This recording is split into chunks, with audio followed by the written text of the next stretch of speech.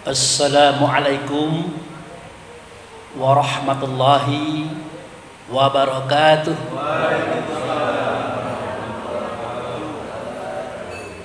Alhamdulillah wa syukurillah lillahi ta'ala la rahmatillahi alaina aina fi hadzal subhi hadarna fi hadzal masjid insyaallah rahmatullahu alaina wa ala nabil karim Muhammad sallallahu alaihi wasallam hayya sallimu alaihi Allahumma sholli ala sayyidina Muhammad wa ala ali sayyidina Muhammad. Amma ba'du. Yang saya hormati Bapak Ketua BKM Masjid Abu Bakar As-Siddiq beserta jajarannya.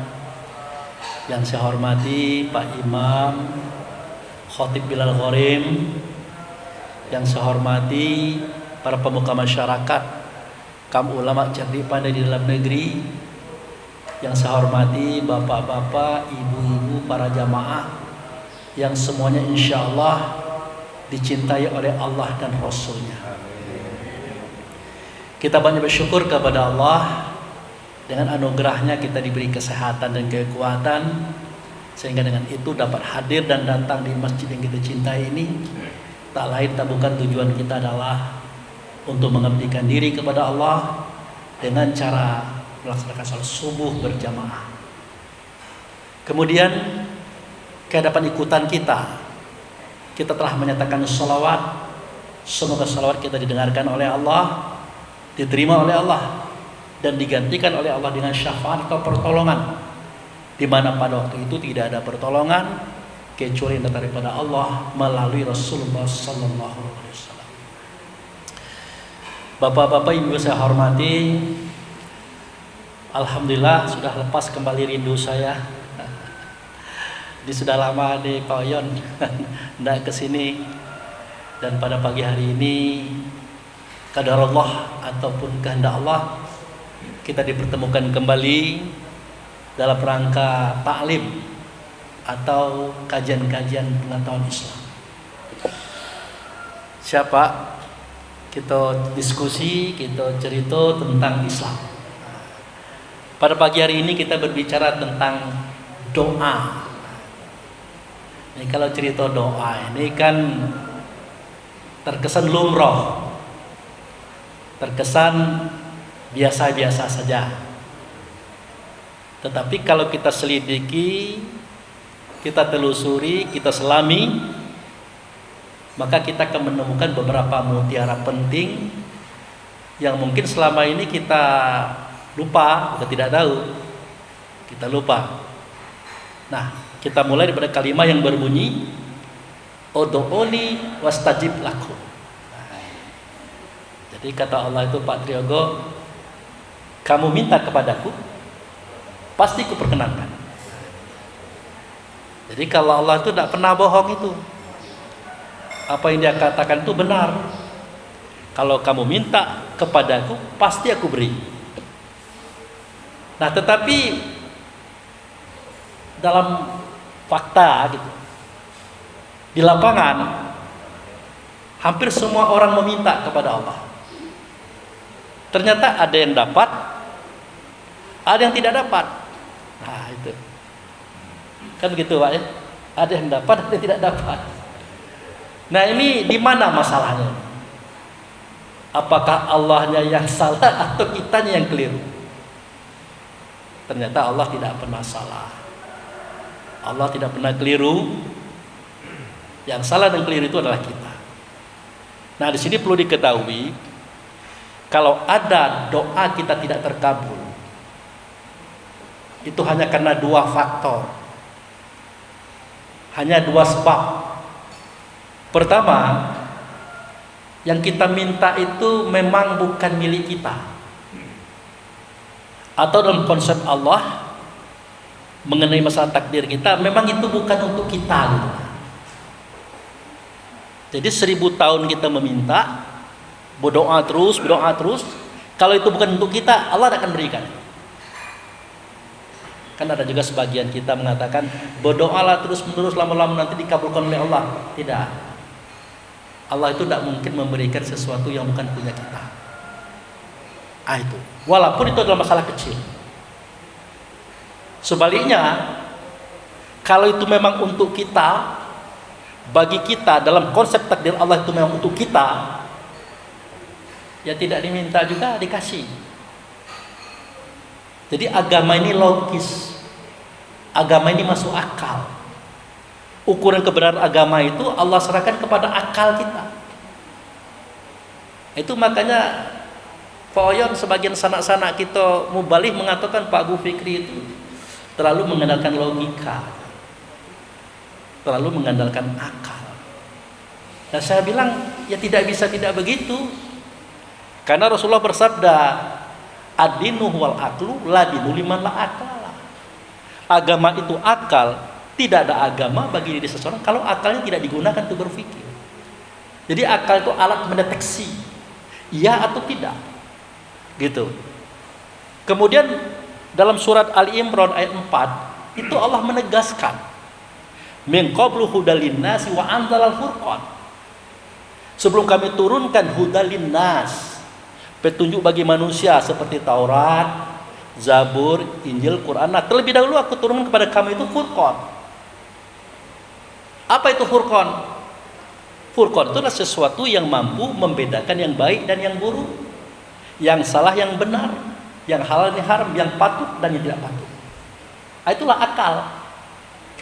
Jadi kalau akalnya tidak digunakan untuk mentalaah, mempelajari, menyelami, dikhawatirkan nanti agama kita rusak, agama kita hancur. Ini satu contoh. Dalam sebuah hadis sahih, dan ini banyak dikumandangkan oleh dek-beradik saya sebagai mubalik. Nabi Muhammad itu menikahi Aisyah seketika berusia 6 tahun. Ini kata mereka. Dan digauli di usia 9 tahun. Dan semua kita nyaris sepakat. Nah, oleh karena kita punya akal fikir, walaupun itu hadis sahih, Bukhari, Muslim, nanti dulu. Kenapa demikian? Karena yang namanya hadis atau berita itu kan bisa dibuat, bisa ditambah, bisa dikurang, bisa disalahgunakan. Nah, coba kita pikirkan. Contohnya begini, Abu Fikri menikahi perempuan umur 6 tahun. Nah, kira-kira sebesar mana anak itu? Belum SD.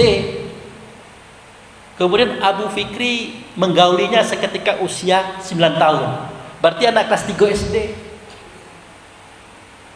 Nah, disadari atau tidak, dalam hadis ini ada unsur pelecehan agama, pelecehan sosial, bahkan tidak memperkenankan tentang pendidikan anak. Cobalah, kalau memang begitu, berarti Islam ini tidak pernah memahami bahwa anak ini butuh momentum bermain. Masa dia main-main, guyon-guyon dengan kawan-kawan. Islam tidak kenal itu. Sudah itu, saya katakan Islam ini tidak kenal kalau anak ke orang tua itu harus akrab. Itu di usia 6 sampai 9 itu sangat ketat, itu sangat dekat dengan orang tua. Tanpa orang tua pasti dia nangis. Yang ketiga, anak usia 9 tahun itu kalau dibegitukan, ya secara fisik dia akan rusak. Tapi kenapa ini diiyakan? Kenapa dikatakan benar? Karena kita terlanjur menerima catatan, menerima informasi, menerima pendapat orang-orang yang kita anggap benar. Allah tidak mau begitu. Dalam semua amalan, Allah menuntut pemikiran kita. Allah meminta pertanggungjawaban kita. Tidak ada, oh saya begini karena orang itu, ya Allah, tidak ada. Makanya kita sebagai orang yang punya akal, akal itu dimanfaatkan. Kalau tidak berbahaya. Makanya ditanyakan oleh Allah, afala ta'qilun? Kamu tuh berakal apa enggak? Afala tafakarun? Kamu tuh berpikir apa enggak? Afala tubsirun, kamu itu melihat apa enggak? Afala tasma'un, kamu itu mendengar apa tidak? Jadi Allah sangat jengkel dengan manusia yang punya akal tidak digunakan untuk berpikir. Makanya banyak agama kita ini dibully orang. Silakan Bapak Ibu nanti buka YouTube, ada namanya channel Sunnah Nabi. Habis kita dibully orang. Mereka menghantam Islam dengan Quran, dengan hadis, dengan pendapat ulama kita, bukan karena dia. Kenapa? Karena kita tidak berpikir. Akhirnya kita kena. Itu contoh. Nah, begitu juga masalah doa tadi. Kenapa kita tidak mendapatkan doa kita? Karena memang bukan untuk kita itu. Dan Allah tidak mau memberikan sesuatu yang bukan punya kita. Kita aja diajarkan, kalau kamu nak ngasih orang, ya punya kamu, ya jangan punya orang. Jika ada setiap sedekah duit orang, cuma duit kamu, kira begitu. Nah, itu. Kemudian yang kedua, kenapa doa itu tidak dikabulkan? Karena kita tidak mau berpikir tadi. Karena kita tidak mau menggali. Sebenarnya sebelum kita meminta, Allah itu sudah memberi. Sebagai Tuhan tidak mungkin diminta dulu baru dia ngasih, tidak mungkin. Justru Allah itu maha. Sebelum kita minta, Allah sudah memberi. Nah, cobalah dengarkan doa adik-beradik kita. Rata-rata banyak minta, ya Allah berilah kami duit yang banyak biar kami beli A, B, C, D. Ya kata Allah, sudah aku beri. Sebelum kamu minta sudah aku beri. Duit itu ada di laut, ada di hutan, ada di darat, ada di bawah bumi, ada di angkasa. Ya ambillah. Silakan ambil. Seakan-akan Allah itu berbicara seperti itu. Apa betul Pak Abu duit itu ada di laut? Ya ada. Di laut ada ikan. Di laut ada mutiara. Nah, carilah akal bagaimana kita bisa dapat ikan. Berarti pakai boat. Nah, cari boatnya, cari jalannya, cari jaringnya, pancingnya. Laksanakan itu. Mudah-mudahan doa kita minta uang tadi dapat uang itu di laut dengan cara menangkap ikan. Itu sudah itu duit itu ada di hutan kata Allah, ambil.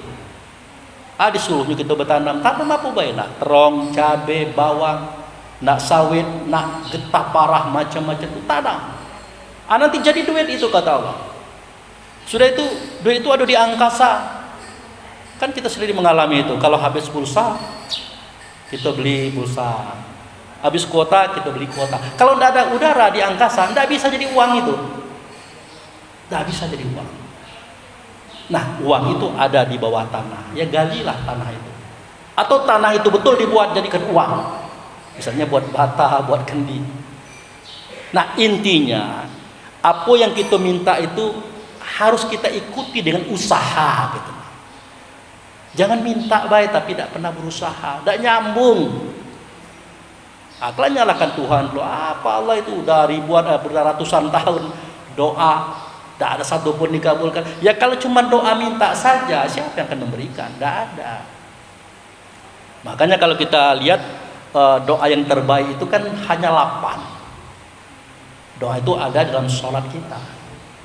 Makanya kata Nabi Muhammad, sahabat-sahabatku, kamu mau masuk surga? Iya ya Rasulullah. Betul? Betul. Nah, oke. Kalau begitu kamu cari pintu surga itu. Ada di dunia. Cari. Jumlahnya 8. Nah, mulailah sahabat musyawarah, berdiskusi. Kamu pernah tak tahu pintu surga di dunia itu ada 8 kata Nabi? Pernah tak dengar itu? Pernah. Pernah ketemu? Tak pernah. Akhirnya payah sahabat berpikir, berdiskusi, datangi Nabi. Ya Rasulullah, kami nyerah. Tak ketemu pintu surga di dunia itu. Betul? Betul ya Rasulullah. Nah, ini saya tunjukkan kata Nabi. Pintu surga itu ada 8, tempatnya ada dalam sholat kamu. Di mana? Seketika kamu duduk di antara dua sujud, kamu mengucapkan apa? Rabbir filli, warhamni, wajburni, warfa'ni, warzukni, wahdini, wa'afini, wa'fu'ani. Nah, itu 8 itu pintu surga. Kamu baca, kamu pikirkan, kamu renungkan, kamu amalkan. Jangan minta tapi tanpa amalan, tidak dapat. Kita mengatakan Rabbirfirli, ya Allah ampunkanlah dosa-dosaku. Setelah sholat baca itu. Di luar sholat buat dosa lagi, benci orang lagi, iri dengki lagi, hasud fitnah lagi. Wah, itu tidak nyambung doa Rabbirfirli itu. Kemudian warhamni, ya Allah kasihanilah aku. Kata Allah, tahu tak kamu cak mano saya ngasihani kamu? Tidak tahu ya Allah. Nah, ingin tahu caranya? Ingin ya Allah. Nah, kau kasihanilah dirimu, keluargamu, tetanggamu, kaum kerabatmu. Jangan dibenci, jangan diiri dengkikan. Kalau itu yang kamu lakukan, tidak ada rasa kasih sayangku kepada kamu, gitu. Nah, adik kita kan tidak warhamni laju terus, benci ke orang laju juga. Nah, tidak nyambung itu. Tetap lagi wajiburni, ya Allah cukupkanlah aku. Nah, kita kira cukupkanlah aku itu dapat segala-galanya. Tidak itu. Apa kata Allah? Seketika kamu merasa cukup dengan apa yang kuberikan, nah itu sudah cukuplah itu. Mengenai masalah tambahannya pelan-pelan. Nanti kalau kamu dikasih langsung, kamu langsung pingsan, parah kamu. Pelan-pelan. Apa yang ada, terimalah dulu itu. Pelan-pelan nanti Allah tambah, dikasih rumah, dikasih kendaraan, dikasih ya pelan-pelan. Begitu. Kemudian ngomong lagi, warfa'ni, angkat derajatku, jadikan aku orang terhormat di masyarakatku. Kata Allah, oke, siap. Tapi tahu tak caranya cak mana? Belum tahu ya Allah. Nah, kamu harus berilmu dan harus beriman. Kalau ilmu udah ada, pengetahuan udah ada, kalian udah ada, cak mana orang nak makai kita? Cak mana orang nak menghormati kita? Apalagi tak perlu beriman. Nah, ini kacau. Itu. Kemudian warzukni, ya Allah berilah aku rezeki. Nah, dikira rezeki kok cuman duit baik. Padahal kita hidup itu sudah rezeki. Nah, kita sehat itu sudah rezeki. Kita punya kawan dan sahabat itu sudah rezeki. Kita sudah bisa kemana-mana itu sudah rezeki. Nah, kalau rezeki itu diartikan uang, maka Raja Salman orang Arab Saudi itu tidak perlu lagi ngomong itu. Warzukni, ya Allah berilah aku rezeki, kita artikan itu uang. Raja Salman itu tidak perlu lagi uang. Uangnya lah banyak, hartanya lah banyak, pangkatnya lah tinggi. Ternyata warzukni itu artinya berilah aku rezeki, itu adalah kebahagiaan. Berikanlah aku kebahagiaan, ketenangan, ketentraman. Kemudian wahdini. Wahdini itu artinya tunjukilah aku. Nah, ngomong ke Allah aja itu, minta petunjuk, minta arahan. Tapi seketika Allah beri petunjuk, Allah beri arahan, nah marah gitu. Emosi gitu, musuhan. Ya Pak Abu, itu kan aku minta kepada Allah, bukan minta kepada orang itu. Nah, kan leset cara berpikir seperti itu. Jadi kalau Allah ingin menunjukkan kita, tidak mungkin Allah datang ke rumah kita. Tentu melalui orang dekat kita, istri kita, anak kita, tetangga kita, teman kita, kaum kerabat kita. Nah, seketika dia memberikan masukan, itu dari Allah itu. Nah, itu dari Allah. Nah, di kita ini tidak, pas diberi masukan, muka kita merah. Telinga kita kencang, dah tu mulai hati kita berkata-kata, bapak ini cak-pacaknya ngajar-ngajar aku pulau. Nah, itu kan kita tu ada sampai ke situ pikiran kita. Itu. Kemudian wa'afini. Wa'afini itu artinya sehatkanlah aku. Nah, minta sehat, tapi makanan banyak racunnya. Minuman banyak racunnya, hisapan banyak racunnya. Olahraga malas. Jadi cak mana Allah nak menyehatkan kita? Kita sendiri sudah melanggar duluan. Itu sampai kepada doa terakhir. Jadi begitu Bapak Ibu saya hormati. Jadi doa itu tidak hanya disuarakan, dikatakan, diajukan, tapi direalisasikan. Nah, selama itu bisa dilaksanakan, ya mudah-mudahan apa yang kita minta tercapai. Apa yang kita minta pasti dapat. Itu. Jadi ud'uni wastajib lakum, kalimat itu sudah benar, sudah pas. Kau minta pasti kuperkenankan. Tapi ingat ada dua hal. Kalau kamu tidak dapat, pertama, boleh jadi itu bukan punya kamu, bukan bagian kamu. Tidak dapat ya sudah, sabar baiklah. Itu. Yang kedua, kenapa itu tidak dapat? Ya karena kamu tidak mengusahakan, tidak mencapai atau tidak mengadakan apa yang kamu minta tadi. Makanya bapak-bapak ibu-ibu saya hormati, kalau bisa kita berdoa ini ya doa yang kira-kira kita bisa menunaikan itu. Jangan sampai kita berdoa sesuatu yang kita tidak bisa mengusahakannya. Nah, ini ada satu contoh, tapi ini bukan salah bukan, tapi terlalu besar, terlalu berat, terlalu tinggi. Coba kalau kita datang acara pernikahan, pasti ada doa yang mengatakan, ya Allah, jadikanlah kedua mempelai ini langgeng sebagaimana Adam dan Hawa. Boleh, tapi aku tidak keberatan. Kawan ini boro-boro Adam dan Hawa sembahyang tidak. Kan itu maksud saya itu. Bukan tidak boleh, tapi aku tidak kebesaran. Itu. Ibrahim dan Siti Hijir, bahkan Nabi Muhammad dan Nabi Muhammad dan Khadijah pula. Apa itu dilarang Pak Bu? Enggak juga dilarang, cuman ketinggian gitu. Nah, kenapa itu terjadi? Ya karena kita tidak mikir. Kita meminta itu sesuatu yang sangat besar, kita tidak mampu melaksanakan. Lalu bagaimana idealnya? Ya Allah, tunjukilah kedua mempelai ini kepada kebaikan kebenaran, mudahkan langkahnya, rezekinya, jadikan dia punya anak yang soleh. Itu hal-hal yang wajar. Kalau jadikan anak itu kan jelas dari doakan juga dia akan beranak juga kalau dia memang ada anak kan. Doanya yang seperti itu. Jadi bukan dilarang doa yang tinggi-tinggi, doa yang panjang-panjang, takutnya nanti tidak tertunaikan.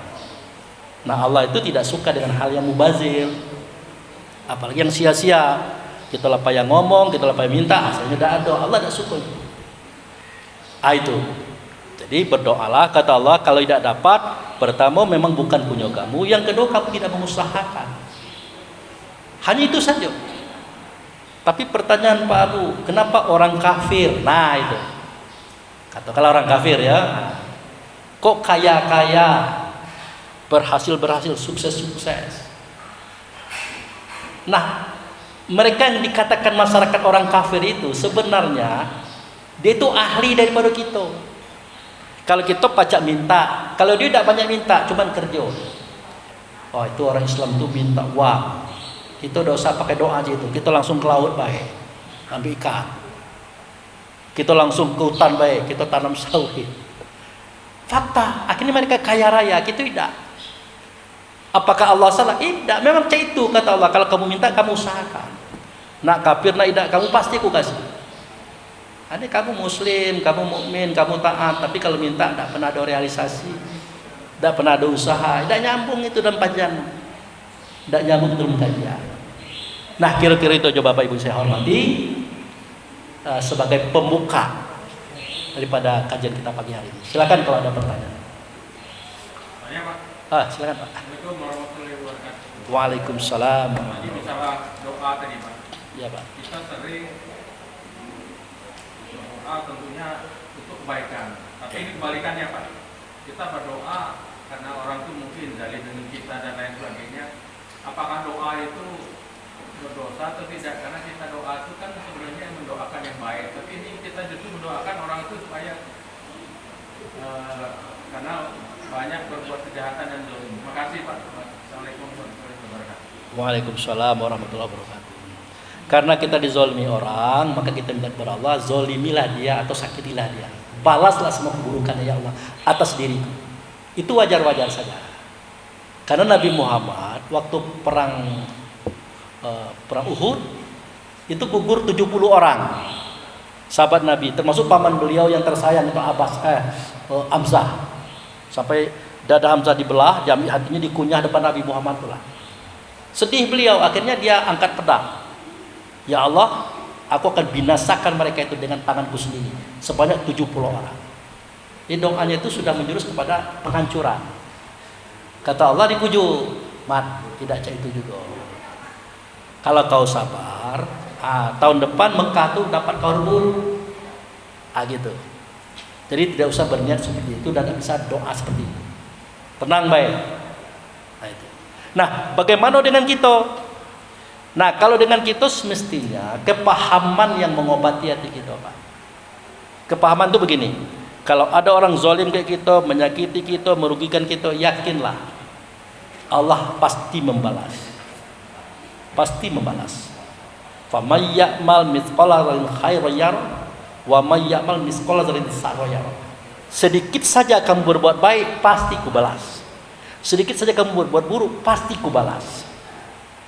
Artinya sudahlah, serahkan kepada Allah. Pasti, Pak. Cuman kita kan tidak sabar. Kapanlah Allah balas perangai dia ini jahat yang kepada aku? Sabar, Pak. Sabar saja.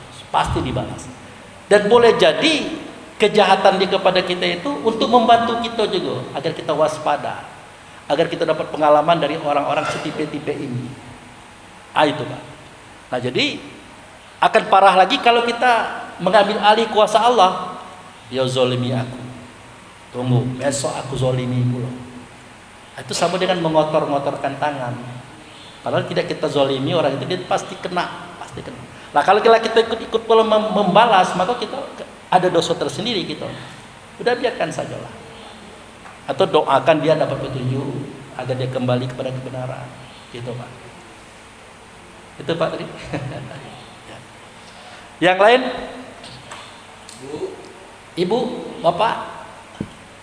Pak, saya tanya Pak. Oleh Tadi saya amati penjelasan Bapak tadi masalah doa. Iya, ya. Berkenaan dengan terkabul dan tidak terkabulnya. Ya. Mengapa orang Muslim ini ada yang terkabul dan tidak? Pertanyaan saya, mengapa Bapak tadi bilang kalau saya kita doa kita terkabul juga? Apa penyebabnya, Pak? Oke. Kalau itu memang Allah tentukan, Allah takdirkan untuk kita, tidak kita berdoanya dapat juga, Pak. Karena Allah itu tidak berbuat karena siapa-siapa, tapi karena kehendak Dia. Contoh, Pak. Bapak kan sekarang laki-laki itu, ya kan, Pak? Pernah Bapak minta, ya Allah jadikan aku laki-laki? Kan tidak ada kan, Pak? Tapi karena memang Allah berkehendak kita laki-laki, jadi laki-laki, Pak. Gitu. Dan banyak kejadian-kejadian yang tidak kita minta, bahkan tidak kita duga terjadi. Kenapa? Karena itu kehendaknya Allah. Jadi bertemu kehendak Allah dengan kehendak kita, doa kita terkabul. Tidak bertemu kehendak Allah dengan kehendak kita, doa kita tidak terkabul. Artinya kehendak Dia juga yang berlaku. Jadi kalau memang itu bukan punya kita, ya 1000 tahun kita minta tidak dapat, Pak. Tapi kalau kita paksakan, ujung-ujungnya Dia kasihkan. Akhirnya saro gitu, Pak. Contoh, Sa'labah. Sa'labah itu kan takdirnya kan sahabat Nabi yang dekat dengan Nabi, yang selalu taat bersama Nabi. Tapi karena kain sarungnya sebuah berdua dengan bini di rumah, kan sudah sholat kan dia langsung lari itu, Pak. Ditanya oleh Nabi, kenapa tidak wirid, kenapa tidak diam sebentar? Sarung aku ini sebuah ya Rasulullah. Lalu berdua kayak bini, makanya sudah sholat saya balik. Baca itu. Jadi kepalangan ya Rasulullah, apa itu? Doakanlah aku dapat duit, aku punya usaha, punya pencarian, kalau perlu aku jadi orang kaya. Apa kata Nabi? Salah, Pak. Jika ini yang terbaik dalam hidup kamu, ya jadilah pada situ, Pak. Nah, kata Nabi itu kata Allah itu, Pak.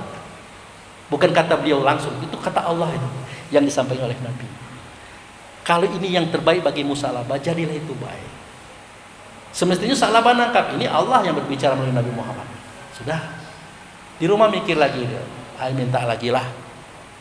Minta lagi, jawab sama sampai 3 kali. Akhirnya oke, Sa'labah. Akhirnya dikasihlah kambing tino. Kambing tino didoakan Nabi. Beranak pinak, Pak, berkembang biak. Apa yang terjadi?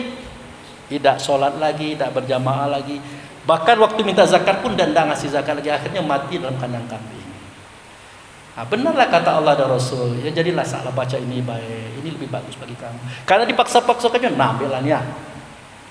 Artinya, untuk orang seperti Sa'labah ini, kayu tidak cocok. Nah, daripada kayu dan sembahyang lagi, mendingan cak tadi. Gitu. Itu Pak. Nah, jadi Allah itu, kalau bukan punya kita, Dia tidak kasih. Tapi kalau kita paksa, dikasihnya. Cuman saro kita. Nah, itu. Kalau itu memang punya kita, tidak kita minta, Dia dapat. Tak mungkin Allah itu mengingkari keputusannya sendiri. Karena setiap kita ini kan ada konsep, Pak. Ada takdir dari Allah itu. Nah, nanti Pak Oyon ini umur sekian dapat mobil, umur sekian dapat bini. Itu tidak bisa dirubah. Tanpa Bapak minta itu pasti terjadi. Makanya banyak kita menerima hal-hal yang tidak kita sukai. Kan itu yang dikehendaki oleh Allah. Bahkan ada pula yang kita sukai padahal tidak kita pikirkan. Minta umroh, awak tak berduit, kan tidak mungkin Pak. Tapi dapat. Kenapa? Memang kehendak Allah ada dapat. Gitu Pak. Itu Pak ya, kira-kira gambaran kita itu. Allah itu enak, Pak, baiknya gitu. Yang lain, Ibu, oh ya silakan Bu. Waalaikumsalam. Waalaikumsalam.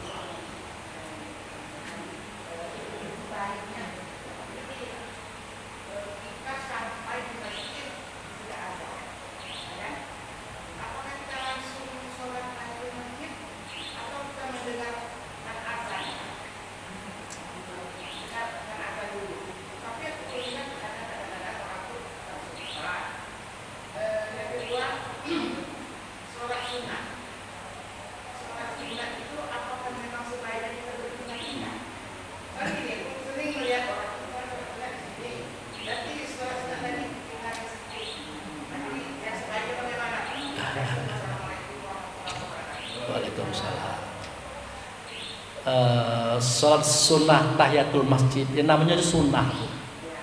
Sunnah itu kan dilaksanakan berpahala, tidak dilaksanakan rugi, tapi tidak berdosa.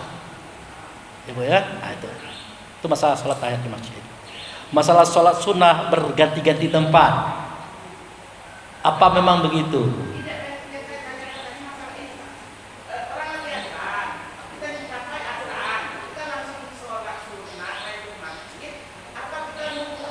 Oh, ya.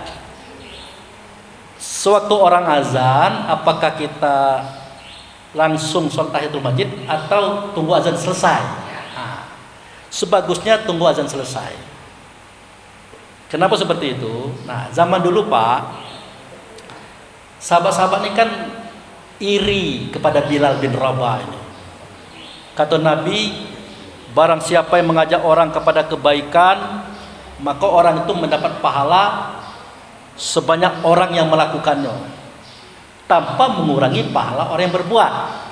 Contoh Bilal.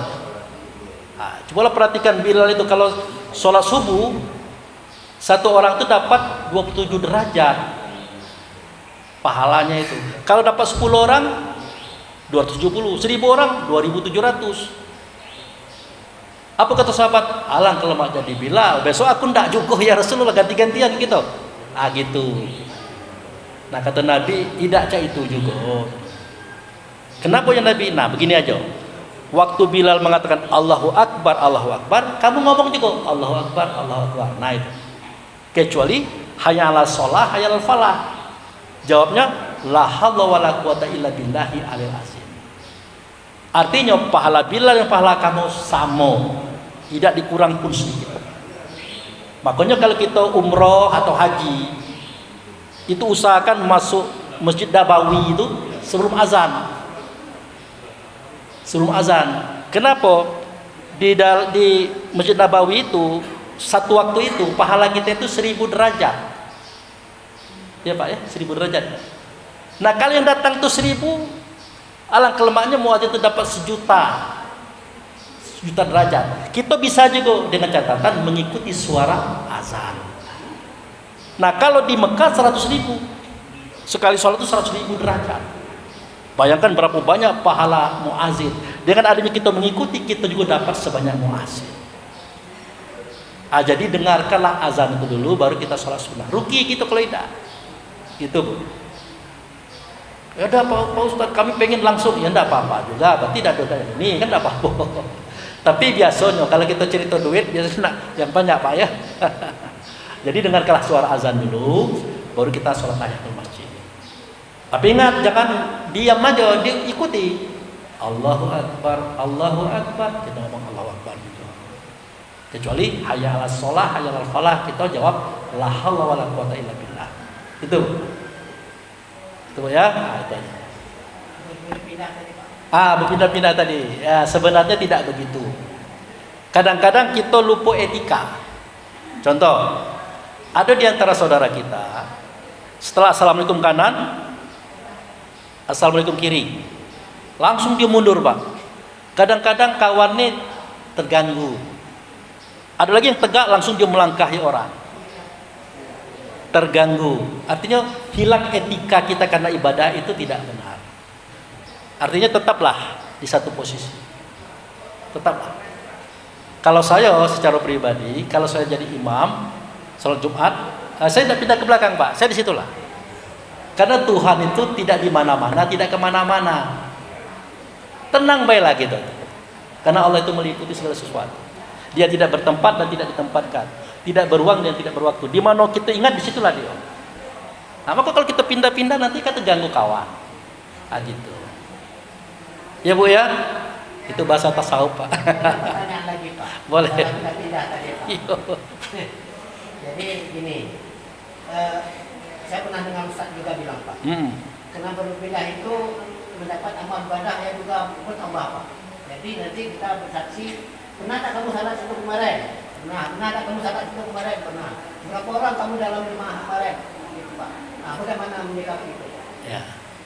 Ya itu tadi, kan kita kan segala sesuatu, jangankan pendapat ulama. Kata Quran, kata hadis pun harus ditampung dengan akal fikir. Ya kalau pindah-pindah itu akan menjadikan orang jengkel, Pak. Itu secara tidak langsung dosa yang tidak sengaja tuh Bu. Pahala belum tentu dapat, dosalah pasti. Cobalah Pak Yon di sini kan, saya lewati. Kadang-kadang kita udah ingat orang sedang sholat kita langkahi pun. Artinya tetaplah di tempat. Artinya tertib itu artinya tetap. Itu. Kalau ada yang mengatakan itu banyak pahalanya gitu-gitu, ya silahkan saja. Tapi alangkah baiknya kita tetap di tempat sehingga kita tidak mengganggu orang. Kita pun concern nyaman gitu. Nah, lalu apa yang kita cari pahala? Tenang baiklah. Kalau dengan Allah itu tidak diminta dikasihmu. Itu. Coba ya. Ayo sudah Pak.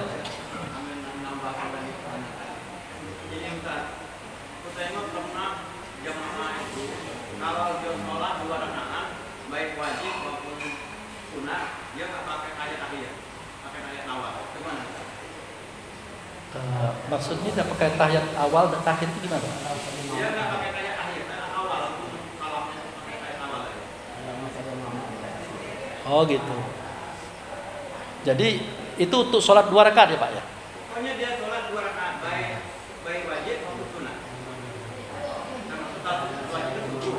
Kalau yang sunat lain kan dia nggak pakai kayak akhir, langsung kayak awal. Oh jadi begini.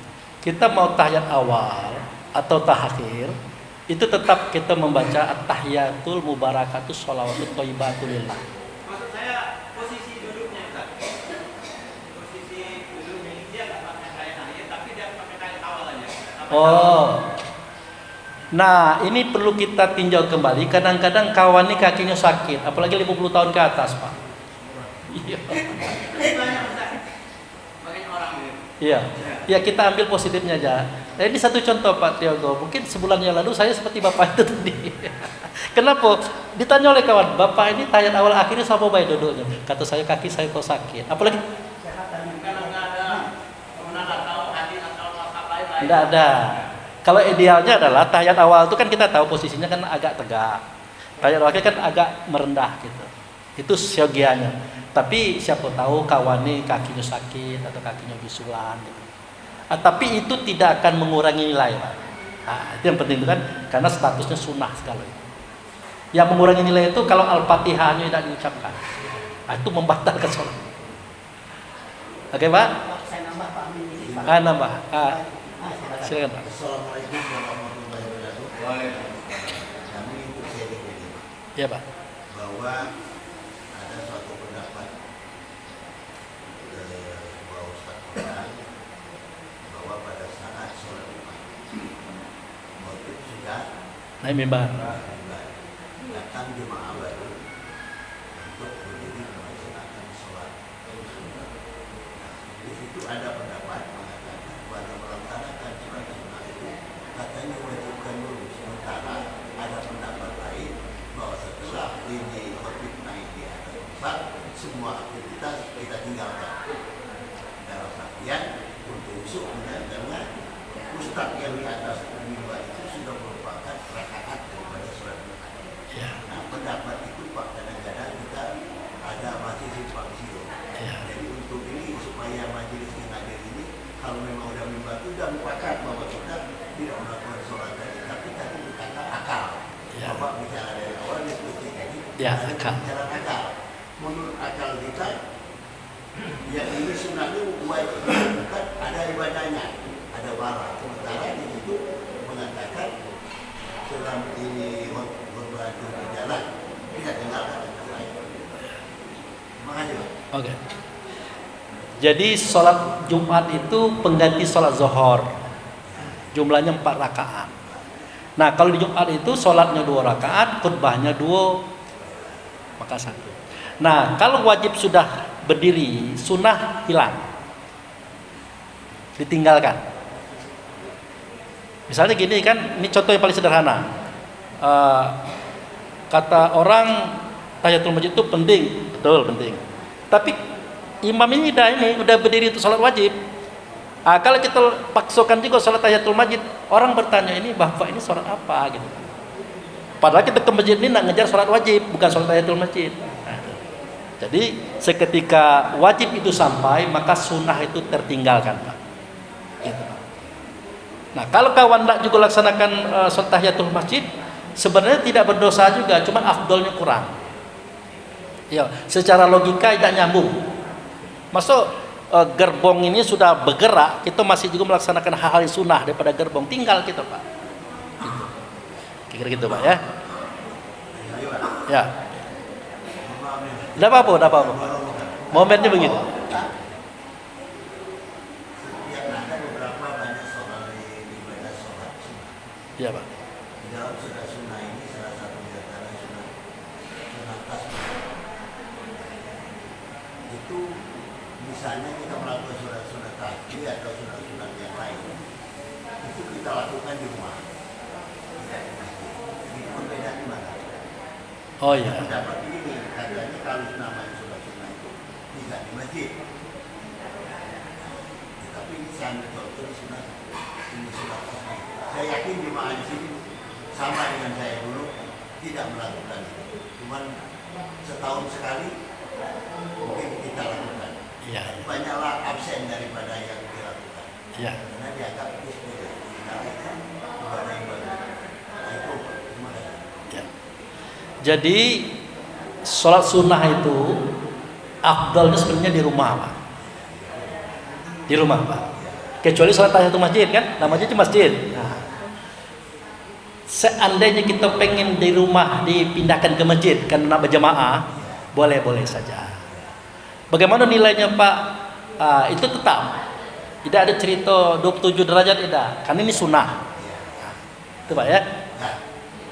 Pak, Ibu Pak Amin tadi Pak dikit Pak. Ya, sebentar ada ibu mau. Silakan Bu, silakan. Ya, ada apa-apa.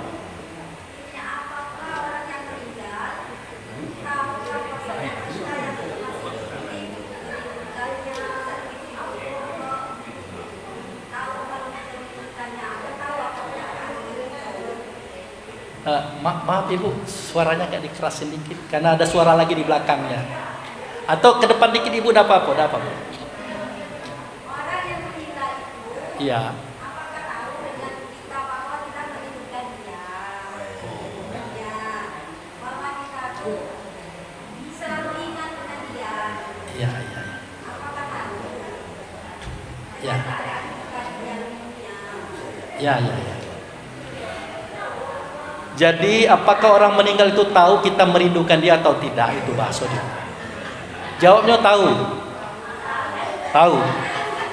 Karena itu kan antara roh dengan roh, antara rasa dengan rasa. Jawabnya tahu. Jadi kalau kita merindukan suami kita, merindukan kedua orang tua kita, sahabat kita, tahu. Jangankan dia lah meninggal, dia masih hidup pun berpisah tempat dengan kita, dia tahu. Makanya kadang-kadang kita lagi diam-diam tiba-tiba teringat si A, padahal diingatkan, kok aku teringat si A ya? Karena dia lagi ingat kita. Kira-kira begitu. Sudah Bu ya? Ya Pak Yon. Masalah ini Pak, tayatul ini apa nama itu tayatul tadi Pak. Ya. Tayatul ayat atau ayat awal dan ayat. Ya. Yang saya tanyakan Pak, kan sering juga imam tuh waktu salat tarawih Pak, itu batas harga terakhir itu Rasulullah Muhammad ada Pak, ya belum wajib apa maknanya Pak? Pakai Allahumma sholli ala Muhammad Batasnya? dengan Allahumma sholli Sayyidina gitu. Ya. Oh gitu. Kalau Allahumma sholli ala Muhammad itu fokus kepada ruhnya Nabi Muhammad. Kalau Sayyidina itu fokus kepada ruh dan fisik. Karena kita panggil Tuan. Sayyidina itu Tuan. Kalau namo aja itu fokus kepada rohnya aja. Nah pertanyaannya apakah pakai Allahumma sholli ala Muhammad saja atau kedua-duanya? Kalau beliau sudah tidak ada lagi, dalam artian sudah meninggal fisiknya itu, ya cukup Allahumma sholli ala Muhammad. Karena dikatakan Tuhan juga beliau tidak ada. Tapi kalau dikatakan Allahumma sholli ala Muhammad boleh juga, tidak ada masalah juga. Bisa itu Pak. Tidak ada menyalahi gitu. Ini jam 6.10. Masih ada waktu? Ada lagi. Saya itu tidak baik Pak, tapi ini kan waktu dibatasi. Demikian Bapak Ibu yang saya hormati, untuk sementara biarlah itu dulu. Kapan-kapan kita ketemu lagi, siapkan pertanyaan. Nanti kan pengurus ngomong tuh, insya Allah 3 bulan yang akan datang Pak Abu Fikir kita undang, nah siapkanlah pertanyaan. Nah, jadi bagaimana caranya Pak Abu? Mungkin ceramahnya tidak panjang Pak, tidak panjang. Kita banyak tanya jawab. Itu aja, terima kasih. Wabillahi taufiq wal hidayah. Assalamualaikum warahmatullahi wabarakatuh.